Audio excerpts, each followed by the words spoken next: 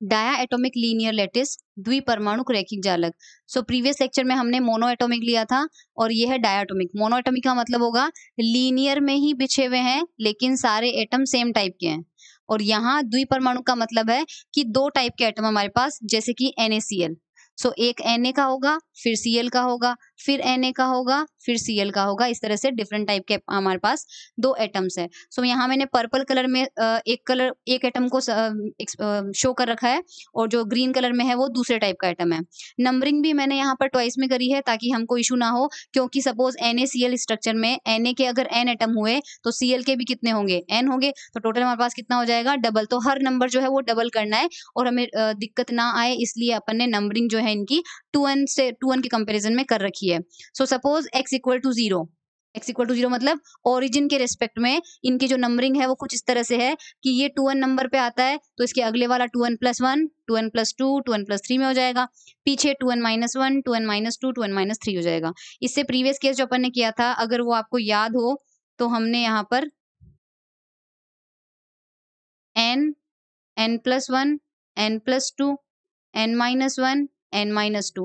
तो सेम या अगर आपको ध्यान हो तो इसकी हमने इक्वेशन ऑफ मोशन लिखी थी nवे एटम की, और हमने इसका डिस्प्लेसमेंट माना था un, और इसका हमने माना था un + 1, और इसका हमने माना था un - 1।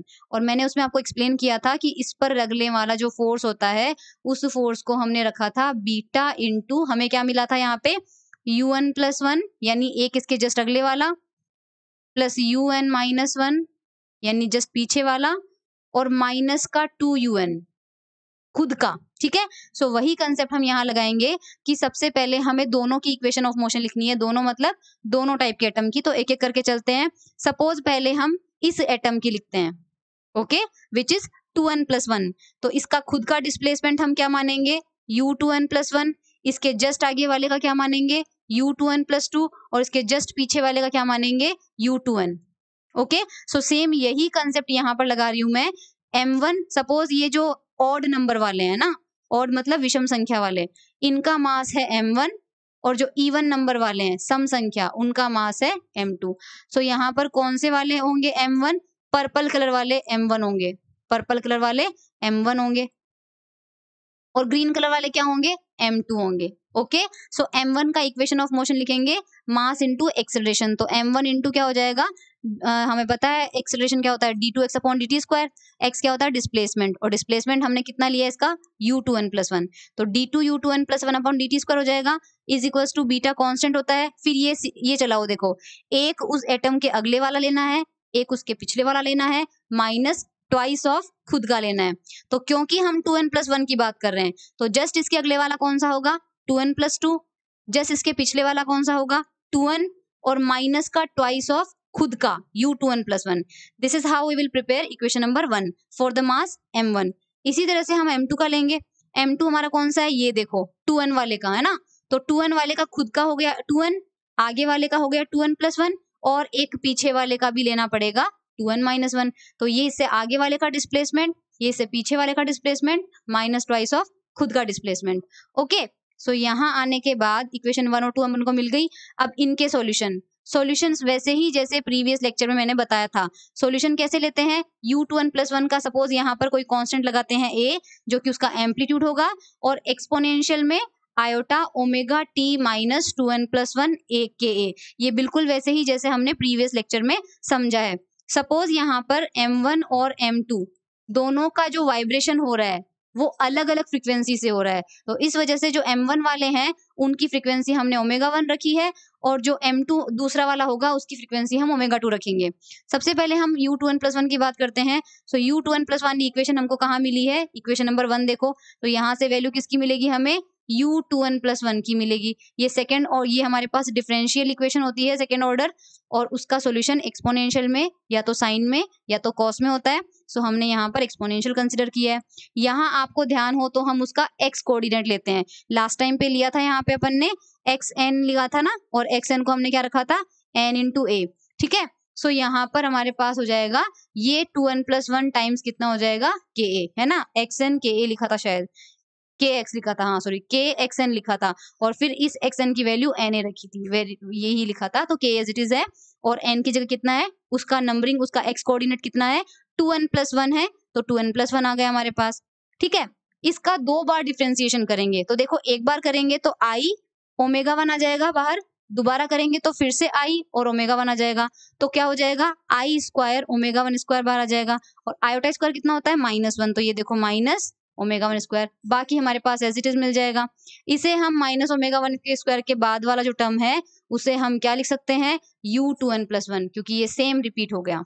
सिमिलरली अगर हम u2n-1 देखें तो देखो u2n+1 है वो भी ऑड नंबर है और u2n-n है वो भी ऑड नंबर है, यानी ये भी मास m1 की बात हो रही है और ये भी मास m1 की बात हो रही है, तो हम सेम सॉल्यूशन को फॉलो कर सकते हैं। सो a की जगह हम a ही रखेंगे, ओमेगा 1 की जगह हम ओमेगा 1 रखेंगे, सिर्फ 2n+1 की जगह हम क्या रख देंगे, 2n-1 रख देंगे। इस एक्सप्रेशन को ऐसे भी लिखा जा सकता है। आप अगर यहाँ पर u2n+1 चेक करें तो u2n+1 आपको कौन सा मिला था, ये वाला, ठीक है। इस u2n+1 की वैल्यू आप यहाँ रखेंगे और उसको मल्टीप्लाई करेंगे e⁻²i से, तो वापस आपको ये एक्सप्रेशन मिल जाएगा।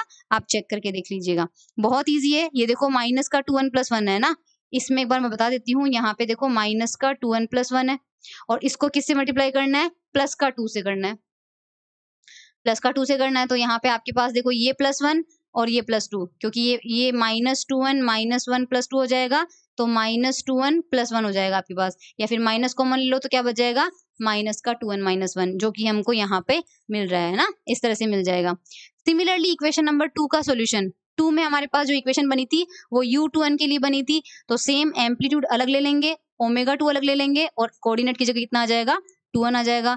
2 बार डिफरेंशिएशन करेंगे तो ये हमको मिल जाएगा, और क्योंकि 2n भी हमारे पास इवन नंबर वाला है यानी कि m2 मास है और 2n+2 भी हमारे पास इवन नंबर है यानी कि m2 मास है, तो सेम 2n के सॉल्यूशन के हिसाब से 2n+2 का भी बना लेंगे। यहाँ पर b रखेंगे, ओमेगा 2t आ जाएगा हमारे पास और यहाँ पर आ जाएगा 2n+2, ठीक है। 2n+2 को हम क्या रख सकते हैं, u2n को अगर इससे मल्टीप्लाई करें तो आप चेक करके देख लेना, ये देखो u2n की वैल्यू यहाँ पर पुट करेंगे और इसको मल्टीप्लाई करेंगे तो वापस आपको इक्वेशन नंबर 7 मिल जाएगा। आप ट्राई करके देख लीजिएगा। Putting all the values in equation 1 and 2। अब इक्वेशन 1 एंड 2 के अंदर क्या था, इक्वेशन 1 में हमारे पास लेफ्ट साइड में क्या था, m1 d2 u2n+1 upon dt², ठीक है। इक्वेशन 1 और 2 में आपको दिखा देती हूँ एक बार, ये देखो इक्वेशन 1 है, ये वैल्यू हम निकाल चुके, ये वैल्यू हमारे पास है, ये वैल्यू हमारे पास है, ये वैल्यू है। सिमिलरली यहाँ पर ये सारी वैल्यूज जो है वो 1 2 3 4 5 के अंदर हमारे पास है। आप ये चीज खुद रख के देख लेना। तो लेफ्ट साइड में हमको मिलेगा यहाँ पर ये, राइट साइड में बीटा, यहाँ पे क्या था हमारे पास u2n+2 था, यहाँ पे हमारे पास u2n ही था और यहाँ पर हमारे पास एज इट इज है, ठीक है। सो वो वैल्यू देख लेना आप, इक्वेशन नंबर 1 के अंदर मैंने पुट करी है। अब इसमें देखो u2n+1 इधर है और u2n+1 इधर है, तो इसको इधर लाएंगे, दोनों को सेम साइड में ले आओ, है ना। 2n+1 को एक साइड में रख लो और 2n वाले को दूसरे साइड में रख लो, जो टर्म कॉमन आ रहे हैं उनको कॉमन कर दो, ठीक है। दो ये तो हमें मिलेगा इक्वेशन नंबर 1 के करस्पॉन्डिंग, 1 में वैल्यू पुट करने से। अब 1 के अलावा जब हम 2 में वैल्यू पुट करेंगे तो 2 के अंदर आप देख लेना, हमारे पास लेफ्ट साइड में ये वैल्यू मिलेगी और राइट साइड में हमको ये वाली वैल्यू मिलेगी पुट करने के बाद। ये आप चेक कर लेना, सारी वैल्यूज निकाली हुई है हमने ऊपर से। अब यहाँ पर 2n है और यहाँ पर 2n है, तो इस 2n को इस साइड लेके आ जाओ, तो 2n वाले को एक साइड रख लिया और 2n+1 वाले को दूसरे साइड रख लिया।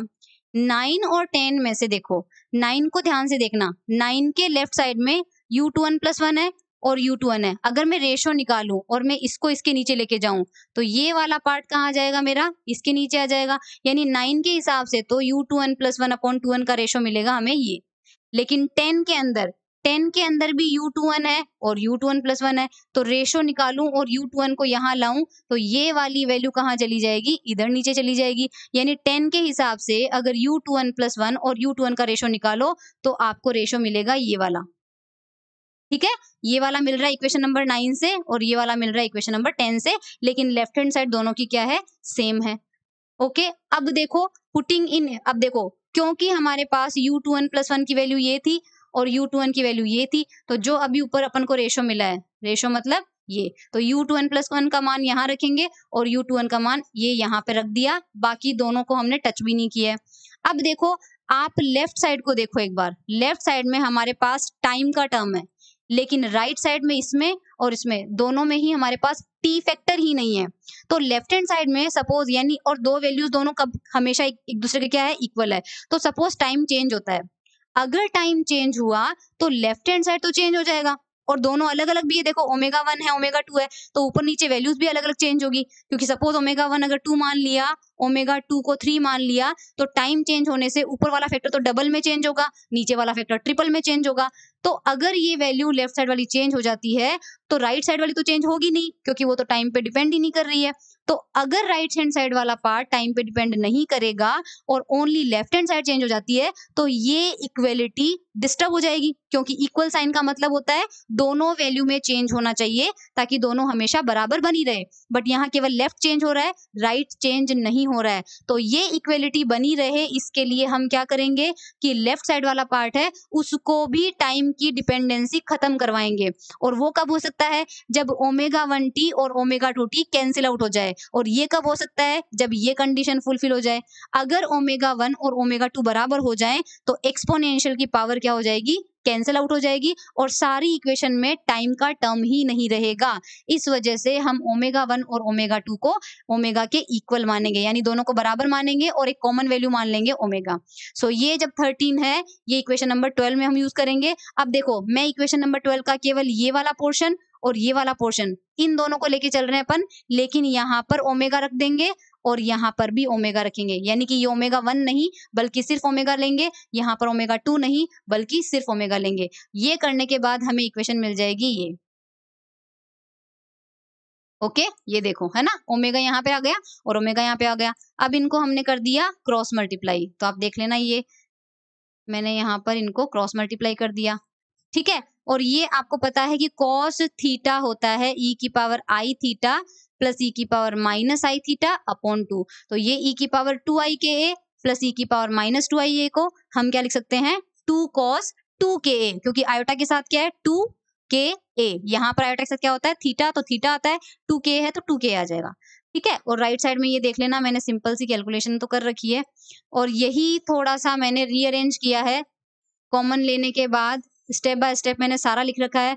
इसके बाद ये m1 m2 से पूरी इक्वेशन को डिवाइड कर दिया और इक्वेशन नंबर 15 हमें लास्ट में मिल जाएगी। ये क्वाड्रेटिक इक्वेशन है, आपको ध्यान हो तो x square plus sorry ax square plus 2bx plus c is equal to 0 quadratic equation होती है। यहाँ पे x का स्क्वायर है, हमारे पास ओमेगा की पावर 4 है, तो हम क्या मानेंगे कि हमारे पास ओमेगा स्क्वायर का स्क्वायर है और फिर यहाँ पर ओमेगा स्क्वायर है, यानी कि जो क्वाड्रेटिक इक्वेशन हमारे पास स्क्वायर में होती है उसमें हमारे पास जो रूट आते हैं यहाँ से जो वैल्यू मिलती है वो x की मिलेगी, तो इसमें हमें जो वैल्यू मिलेगी वो किसकी मिलेगी, ओमेगा स्क्वायर की मिलेगी। तो इस इक्वेशन के रूट धराचार्य फॉर्मूले से अपन देंगे। धराचार्य फॉर्मूला आपको पता ही है, minus B plus minus B square upon 2ac, ये 2 आता है अपने पास। सो हम ये वैल्यू लगाएंगे इक्वेशन 15 को देखते हुए, तो आप इसको एक बार देख लीजिएगा।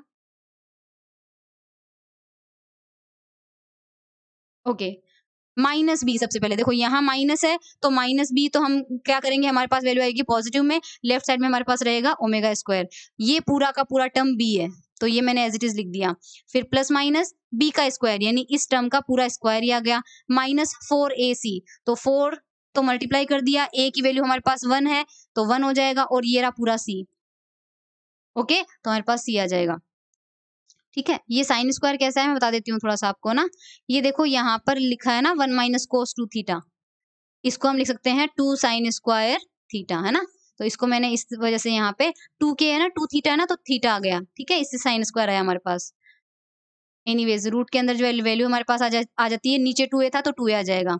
अब इसको अलग अलग कर लिया हमने, कैसे अलग अलग कर लिया, देखो ये वाला 2 इस वाले 2 से कैंसिल आउट हो जाएगा, ये वाला 4 और इस 16 को 4 इंटू 4 कर लो तो इसका 4, ये 4 बाहर आ जाएगा, ये 4 भी बाहर आ जाएगा, तो रूट के बाहर आते ही क्या बन जाएंगे 2 और उस 2 से भी ये 2 कैंसिल हो जाएगा, रिमेनिंग पार्ट हमारे पास ये बच जाएगा। ओके बीटा स्क्वायर यहाँ पे है, बीटा स्क्वायर यहाँ पे है तो बीटा भी कॉमन ले लिया और बाहर अपने पास रूट है। अब आती है ऑप्टिक एंड अकॉस्टिक ब्रांचेस, क्या होती है बताते हैं। क्योंकि हमें ऊपर वाली इक्वेशन में ओमेगा स्क्वायर मिला है तो जाहिर सी बात है हमें ओमेगा स्क्वायर में यहाँ पे प्लस और माइनस साइन मिले हैं, तो अगर मैं ओमेगा में केवल प्लस साइन कंसीडर करूं, ठीक है, तो ओमेगा स्क्वायर ही है ऊपर प्लस साइन कंसिडर करेंगे तो ये मिल जाएगा। इसी तरह से माइनस साइन कंसिडर करेंगे तो माइनस आ जाएगा, ठीक है। तो ये जो प्लस वाला साइन होता है, प्लस वाला साइन होता है, इसके करस्पॉन्डिंग ब्रांच को बोलते हैं प्रकाशिक ब्रांच, और जो माइनस साइन वाला होता है उसके करस्पॉन्डिंग ब्रांच को बोलते हैं ध्वनिक ब्रांच, ठीक है। प्रकाशिक यानी ये लाइट वेव से रिलेटेड है और ये साउंड वेव से रिलेटेड है, क्योंकि इनकी जो फ्रीक्वेंसीज आती है वो इस रेंज के अंदर आती है, इसलिए यहाँ पर अपन ने इसको अकॉस्टिक और ऑप्टिकल, इसके अलावा भी और फीचर्स इनके सेम होते हैं, वो अपन देखेंगे। अब अपन के की अलग अलग वैल्यूज पे देखते हैं ओमेगा अपन को क्या मिलता है। अगर के 0 कर दो तो साइन वाला टर्म दोनों में ही क्या हो जाएगा, 0 हो जाएगा। तो उस कंडीशन में ओमेगा प्लस क्या मिलेगा, देखो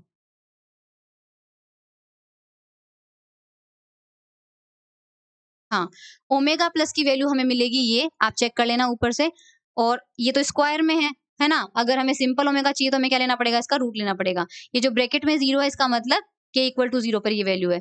ओमेगा माइनस हमको मिलेगा 0, तो ये वैल्यू मिल जाएगी हमें, क्योंकि यहाँ देखो माइनस साइन है, ये टर्म तो हट ही गया है, और ये टर्म बिल्कुल सेम है, माइनस साइन है तो 0 मिल जाएगा।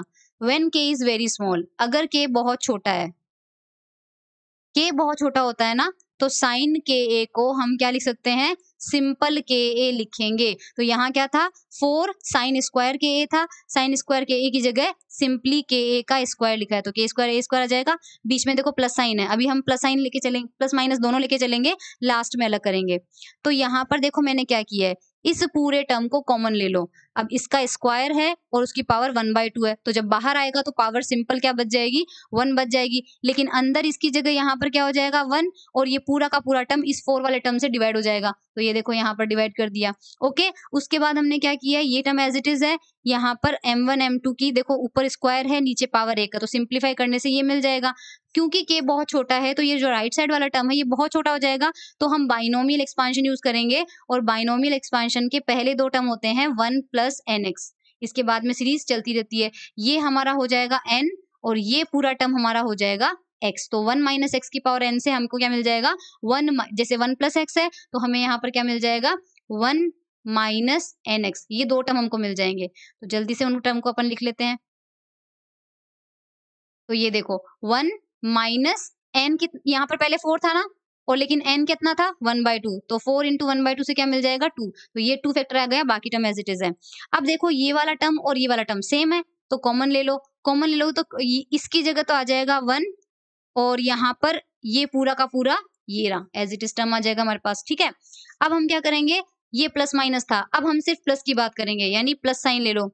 जब प्लस साइन लेंगे तो हमें 1 प्लस 1 माइनस ये टर्म मिलेगा, क्योंकि k बहुत छोटा है तो दूसरा टर्म जो है वो 1 के कंपैरिजन में बहुत छोटा हो जाएगा, और यहाँ तो 2 है तो 2 के कंपैरिजन में इस पूरे को मान लो 0, तो 1 प्लस 1 कितना हो जाएगा, 2 बीटा, और ये स्क्वायर है, सिंपल ओमेगा करने के लिए अपन ले लेंगे रूट, तो रूट में हमें वैल्यू मिल जाएगी ये।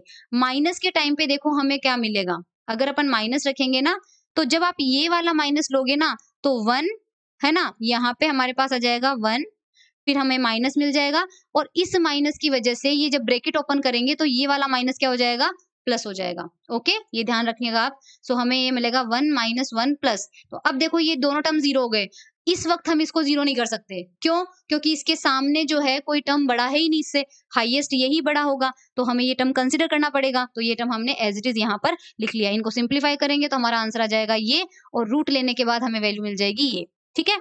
अब ब्रिलुआ जोन, ये देखो पिछले वाले केस में हमारे पास सेम टाइप के एटम थे, और हमने फर्स्ट ब्रिलुआ जोन कहाँ से कहाँ माना था, पाई बाय ए से प्लस पाई बाय ए तक, क्योंकि हमारे पास 2 टाइप के एटम है, क्योंकि उस टाइम पे देखो एक तो यहाँ पर जो ब्रिलुआ जोन मानते हैं वो पहला ब्रिलुआ जोन इस रेंज में मानते हैं, ठीक है। 2a क्यों आया है, क्योंकि वहां सेम टाइप, यहाँ जब हमने ये माना था तो सेम टाइप के एटम के बीच की डिस्टेंस कितनी थी, a थी, और अभी हमारे पास सेम टाइप के एटम के बीच की डिस्टेंस, क्योंकि इनकी ए है और इसकी ए है, और ये अलग हो गया है ना, ये सेम ये वाला और ये वाला, तो दोनों के बीच की डिस्टेंस हमारे पास कितनी हो जाएगी, यहाँ पे 2a हो जाएगी। तो ब्रिलुआ जोन यहाँ पर अपन ने ये माना है। सेकंड ब्रिलुआ जोन हम इस रेंज में मानते हैं, एक तो ये वाली रेंज और एक ये वाली रेंज हमारे पास हो जाती है, ठीक है।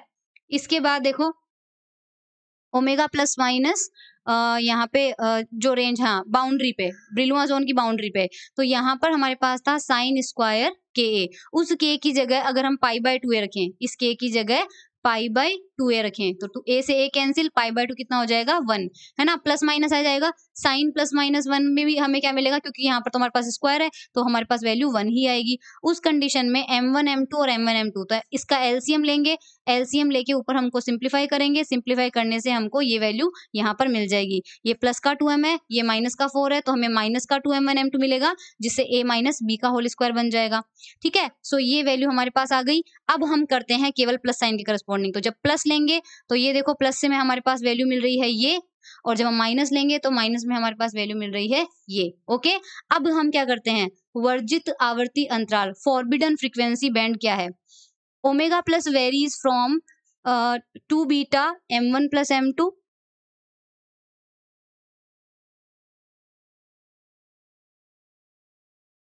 Omega plus varies from this value to this value, ये हमें मिला था k इज इक्वल टू 0 पर, और ये वैल्यू मिली हमें ब्रिलुआ जोन की बाउंड्री पर, यानी कि पाई बाय 2a पर। सिमिलरली ओमेगा माइनस की वैल्यू हमें k इक्वल टू 0 पर 0 मिली थी, और ये वैल्यू मिली है हमें ब्रिलुआ जोन की बाउंड्री पर। तो अगर हम m1 को m2 से ज्यादा बड़ा माने, ठीक है, तो हमारे पास कौन सी वैल्यू ज्यादा होगी, ओमेगा प्लस की वैल्यू ज्यादा होगी या ओमेगा माइनस, चेक करते हैं, क्योंकि देखो इनवर्सली प्रोपोर्शनल है, m2 छोटा है, m2 छोटा है तो ओमेगा प्लस ज्यादा होगा। ये देखो omega plus will be greater than omega minus, कहाँ पे, बाउंड्री पे। यहाँ पे तो वैसे ही ज्यादा है क्योंकि 0 है इसकी वैल्यू, तो इसकी वैल्यू कुछ ना कुछ है, तो हर बार ओमेगा प्लस हमारे पास ज्यादा ही रहेगा थ्रू आउट द रेंज, पूरी रेंज में।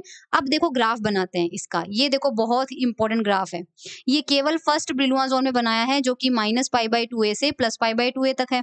सबसे पहले यहाँ पर ओमेगा माइनस की रेंज देखते हैं, k इक्वल टू 0 पर, ऊपर जो केसेस हैं वो आप देख लेना वीडियो बैक करके, k इक्वल टू 0 पर ओमेगा माइनस की वैल्यू हमें मिली थी 0, यानी जो ग्राफ है वो कहाँ से शुरू होगा, 0 से शुरू होगा। k की वैल्यू जब वेरी स्मॉल थी, k की वैल्यू जब वेरी स्मॉल थी तो ओमेगा माइनस की वैल्यू हमें मिली थी ka एंड रूट समथिंग था, कुछ 2 बीटा अपॉन कुछ फैक्टर था, वो अपन ऊपर एक बार देख लेते हैं। ओमेगा माइनस की वैल्यू k स्मॉल पे क्या मिला था, हाँ ये रखिए इस वेरी स्मॉल, और इस पे ओमेगा माइनस की वैल्यू हमको मिली है ये रही, K A root 2 beta upon m1 plus m2,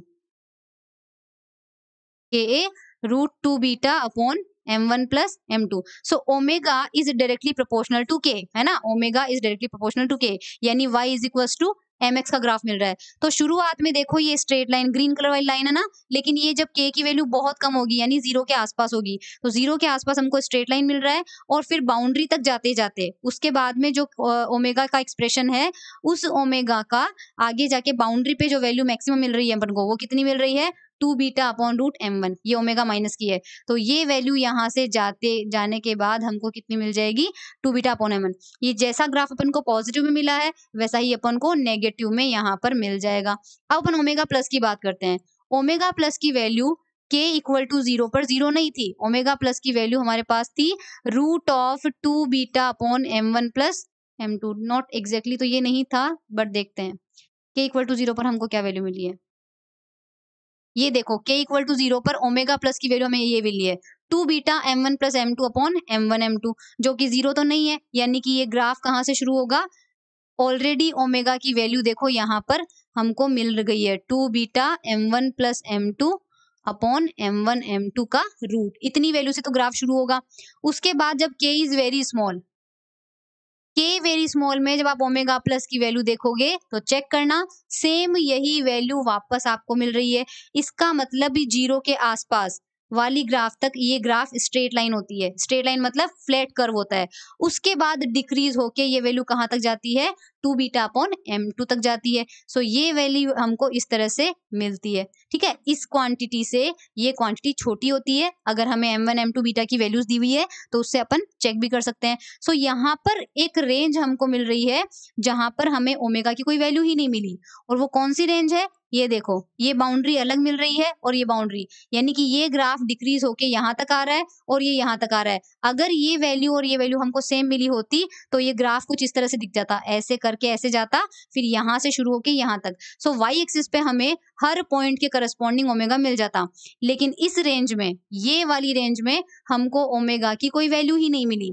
तो क्योंकि फ्रीक्वेंसी, ओमेगा क्या होता है, फ्रीक्वेंसी, सो हमें ये फ्रीक्वेंसी नहीं मिली, इसलिए हम इसे कहते हैं फॉरबिडन फ्रीक्वेंसी गैप बैंड या फिर वर्जित आवर्ती अंतराल। ये देखो वर्जित आवर्ती अंतराल, ठीक है। तो ओमेगा के अंदर देखो shaded region for which no frequency allowed, यानी उस फ्रीक्वेंसी की तरंगे इस लेटिस, कौन से लेटिस, NaCl की बात अगर अपन कर लेते हैं तो इस ओमेगा यानी जो शेडेड रीजन है उसके करस्पॉन्डिंग फ्रीक्वेंसी वाली वेव यहाँ पर NaCl के क्रिस्टल में हमको नहीं मिलेगी, इसलिए हम इसे कहते हैं फ्रीक्वेंसी बैंड फिल्टर। ठीक है, दैट्स वाई इट का मतलब जो हमारा मटीरियल है ना, जिसमें हमने दोनों एटम लिए हैं, that is band stop filter, इसे बैंड वर्जक फिल्टर कहते हैं। बैंड का मतलब किसी पर्टिकुलर फ्रीक्वेंसी रेंज की तरंगे ये प्रवाहित अपने अंदर से नहीं होने देगा, उनको रोक लेगा, इसलिए बैंड स्टॉप फिल्टर के नाम से इस लेटिस को जाना जाता है। एम्पलीट्यूड ऑफ वाइब्रेशन देखते हैं। एम्पलीट्यूड ऑफ वाइब्रेशन का मतलब क्या है, फ्रॉम इक्वेशन नंबर 12। ये इक्वेशन सेम टू सेम अपन को इक्वेशन नंबर 12 में मिली है, आप वीडियो बैक करके देख लेना, उसमें हमने फिर ये कंडीशन अप्लाई की थी। सो ये कंडीशन अगर लगाते हैं तो टी वाला पार्ट कैंसिल आउट हो जाएगा। ठीक है, यहाँ पर सिंपल ओमेगा आ जाएगा, यहाँ पर भी सिंपल ओमेगा आ जाएगा, तो लेफ्ट साइड में हमको क्या मिलेगा, देखो इस 2n से ये 2n कैंसिल आउट हो जाएगा, ऊपर हमारे पास ये टर्म बचेगा और राइट साइड में हमारे पास ये टर्म बचेंगे। ये टर्म बचने के बाद देखो अब पहले फर्स्ट, सेकंड और थर्ड, जब हम केवल फर्स्ट और सेकंड को देखते हैं, थर्ड को मत देखो, सो ये वाला पार्ट जो है वो जाके कहाँ आ सकता है, यहाँ मल्टीप्लाई हो सकता है, लेकिन पावर चेंज हो जाएगी, तो देखो e की पावर प्लस आई के हो जाएगा। अगर हम फर्स्ट और थर्ड को लेते हैं तो भी ये वाला पार्ट जाके यहाँ पर आ जाएगा और क्या हो जाएगा, e की पावर प्लस आई के, और उस प्लस आई ए के को अगर अपन नीचे भेजते हैं तो वो वापस क्या हो जाएगा, माइनस आई के, और यहाँ बच जाएगा सिंपली हमारे पास a/b।